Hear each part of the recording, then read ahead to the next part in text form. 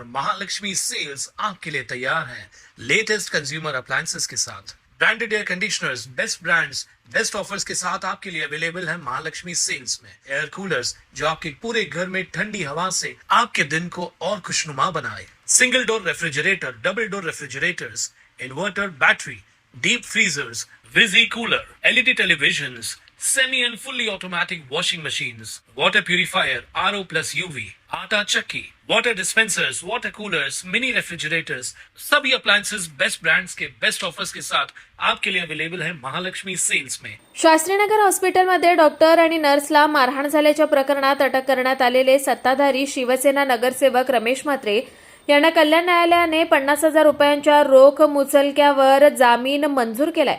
न्यायाधीश के.एस. कातकडे यांनी हा आदेश दिला। या प्रकरणातील इतर 3 आरोपींना जामिनीसाठी त्यांच्या वकिलांकडून लवकरच अर्ज दाखल करण्यात येणार असल्याची माहिती समोर आली आहे। रमेश म्हात्रे यांना यापूर्वी 24 जुलैपर्यंत न्यायालयीन कोठडी सुनावण्यात आली होती। त्यानंतर त्यांचे वकील ॲडव्होकेट गणेश पाटील, ॲडव्होकेट मुजाहिद काझी आणि ॲडव्होकेट आनंद पत्की यांनी कल्याण न्यायालयात जामिनासाठी अर्ज दाखल केला होता।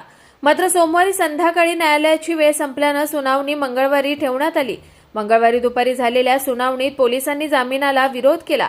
रमेश म्हात्रे यांना जामीन दिल्यास समाजात तेढ निर्माण होऊ शकतो, तसेच त्यांची गुन्हेगारी पार्श्वभूमी असल्याचा युक्तिवाद सरकारी पक्षाने केलाय।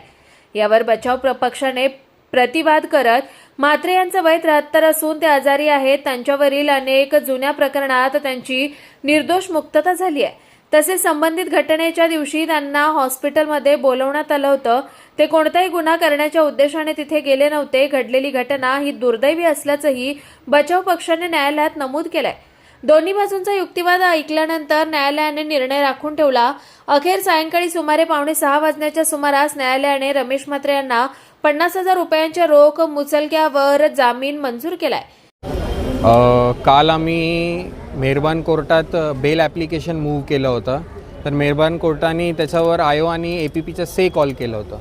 तर आज त्या आयो आणि APPचं से आल्यानंतर इन डिटेल आर्ग्युमेंट झालं।